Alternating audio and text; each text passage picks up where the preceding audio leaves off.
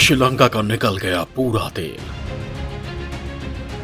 चीन ने कर दिया ऐसा खेल, अब आईएमएफ के दरवाजे पर दे रहा दस्तक। भारत के आगे भी लगा रहा गुहार, पीएम मोदी ही करेंगे बेड़ा पार। दोस्तों, जिस चालबाज चीन का साथ पाकर श्रीलंका इतराने लगा था, भारत को अपना दुश्मन बताने लगा था, आज वो फिर भारत के आगे नतमस्तक नजर आ रहा है। वो भारत जिसने उसे खड़ा किया था, उसे रोजी रोटी दी थी, उसका कायाकल्प किया था, उसे आतंकियों के चंगुल से मुक्त कराया था, उसे दुनिया में एक पहचान दी थी, उसे श्रीलंका को चीन ने ऐसी पट्टी पढ़ा दी थी कि वो अंधा हो गया था।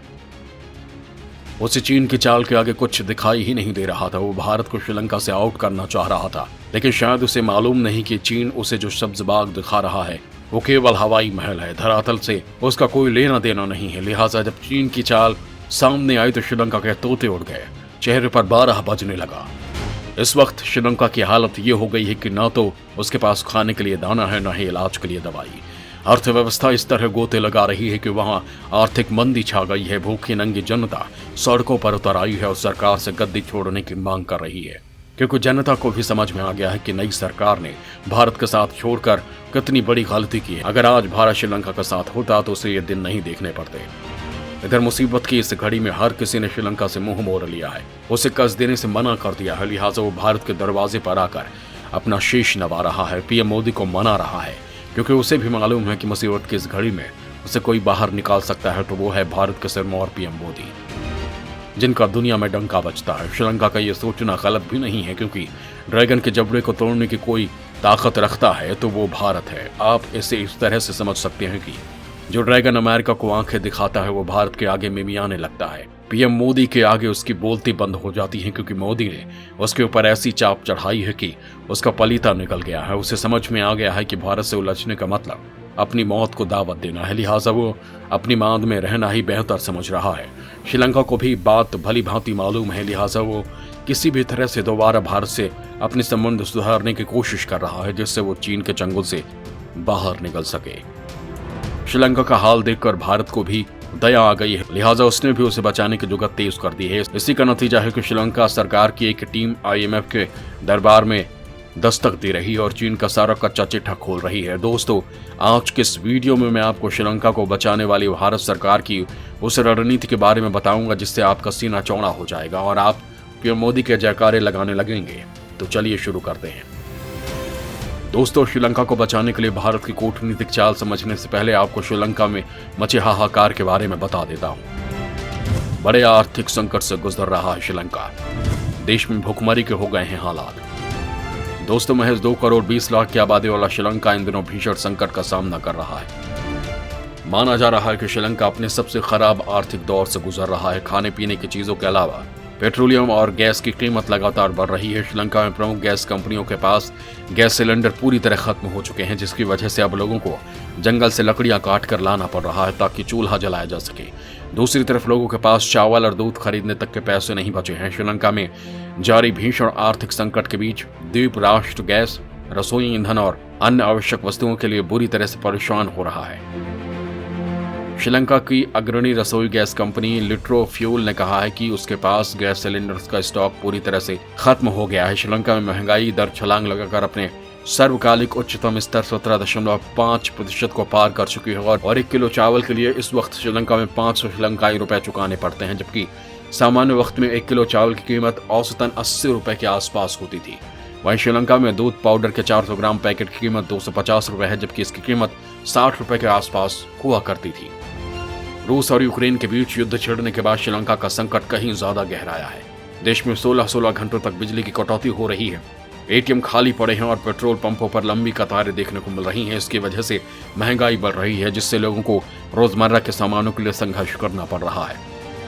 श्रीलंका के सेंट्रल बैंक के मुताबिक कोरोना संक्रमण की शुरुआत के समय देश में महंगाई दर 5% से थोड़ा ज्यादा थी, जो फरवरी 2022 तक 18% पर पहुंच गई। ये पिछले साल की तुलना में 13% ज्यादा है, जिसके कारण जरूरी सामानों की सप्लाई सीमित है। लिहाजा मांग बढ़ने की वजह से महंगाई भी बढ़ रही है। आम लोगों की जेब पर इसका कितना असर पड़ रहा है उसका अंदाजा इससे लगाया जा सकता है कि अप्रैल 2021 में श्रीलंका में 1 किलो सेब 55 रुपए में मिलता था, अभी ये 110 रुपए में मिल रहा है।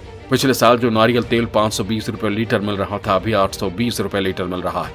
श्रीलंकाई मीडिया रिपोर्ट्स के मुताबिक लोगों ने जरूरी चीजों की जमाखोरी शुरू कर दी है। यही वजह है कि कई इलाकों में सुपरमार्केट पूरी तरह खाली हो चुके हैं। वहीं गहराते आर्थिक संकट के बीच देश में विरोध प्रदर्शन शुरू हो चुका है।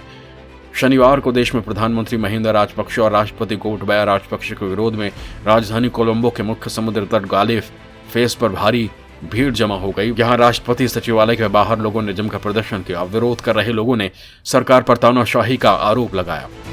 दोस्तों, ऐसे विकट हालात में बचने के लिए श्रीलंका सरकार की एक टीम ने IMF के दरबार में दस्तक लगाई है। श्रीलंका ने IMF के दरबार में लगाई गुहार, $4 बिलियन के आर्थिक पैकेज की मांग की। दोस्तों, श्रीलंका में आए आर्थिक संकट को दूर करने के लिए वहां की सरकार अब हर संभव कोशिश कर रही है। इसी कोशिश में श्रीलंका सरकार का एक प्रतिनिधिमंडल रविवार को अमेरिका के लिए रवाना हुआ है, जहां वो IMF के अधिकारियों से मुलाकात करेगा। रिपोर्ट्स के मुताबिक श्रीलंकाई प्रतिनिधिमंडल IMF से $4 बिलियन के आर्थिक पैकेज की मांग कर रहा है। दोस्तों, आपको बता दूं कि नवनियुक्त वित्त मंत्री अली साबरी के नेतृत्व में यह प्रतिनिधिमंडल 19 से 24 अप्रैल के बीच अंतर्राष्ट्रीय मुद्रा कोष के अधिकारियों से बात करेगा। उनसे इस विशेष पैकेज को प्राप्त करने की कोशिश करेगा, क्योंकि इस आर्थिक पैकेज के जरिए श्रीलंकाई सरकार अपनी अर्थव्यवस्था को संकट से बाहर निकाल सकती है। श्रीलंका को पहले ही $7 अरब का कर्ज चुकाना है। दोस्तों, बता दें कि ये 1948 के बाद श्रीलंका के इतिहास में पहला मौका है जब वो कर्ज का भुगतान करने में नाकाम रहा है। श्रीलंका में आया आर्थिक संकट अब शेयर मार्केट पर भी असर डाल चुका है। शनिवार को श्रीलंका प्रतिभूति और विनिमय आयोग ने घोषणा की थी कि श्रीलंका के शेयर बाजार कोलंबो स्टॉक एक्सचेंज में कारोबार एक हफ्ते तक बंद रहेगा। 1948 के बाद से श्रीलंका पहली बार बहुत ही बुरे संकट से गुजर रहा है। इस देश में महंगाई अपने चरम पर है और विदेशी मुद्रा भंडार समाप्त हो चुका है। लिहाजा हालात बद से बदतर हो गए हैं और इस संकट से उबरने के लिए श्रीलंका ने भारत से भी मदद की गुहार लगाई है। श्रीलंका को आई भारत की याद, मुसीबत से बचाने की लगाई गुहार।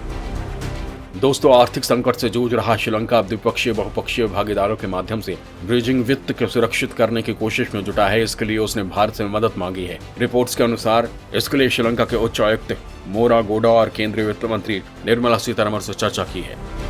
रिपोर्ट्स की माने तो श्रीलंका की ओर से भारत ने उसे भरोसा दिलाया है कि वो न केवल खुद उसकी मदद करेगा बल्कि दूसरे देशों से भी उसकी मदद के लिए अपील करेगा। जिसके बाद भारत ने अपने मित्र देशों जापान जैसे मित्र देशों पर अपने प्रभाव का उपयोग करने के लिए कोलंबो को क्रेडिट लाइन के साथ मदद करने के लिए कहा है। रिपोर्ट्स के मुताबिक श्रीलंका के लिए भारत पहला और एकमात्र देश है जो उसे वित्तीय संकट से बाहर निकालने के लिए आगे आ रहा है। कोलंबो इसे नई दिल्ली के साथ द्विपक्षीय संबंधों में एक नए अध्याय के रूप में देखता है। इस बीच श्रीलंका के वित्त मंत्री अली साबरी के भारत आने की उम्मीद है। माना जा रहा है कि वॉशिंगटन DC में उनकी मुलाकात वित्त मंत्री निर्मला सीतारमण से हो सकती है।